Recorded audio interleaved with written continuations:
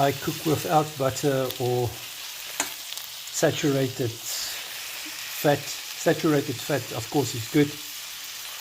You should not cook with unsaturated fats, such as canola and sunflower, but saturated fats are good, like olive oil and coconuts and palm oil.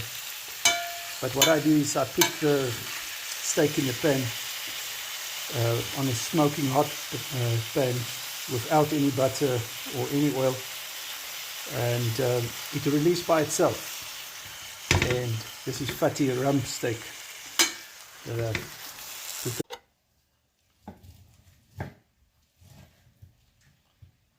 And of course, you can make it as rare as you want. I prefer rare meat, or you can make it well done.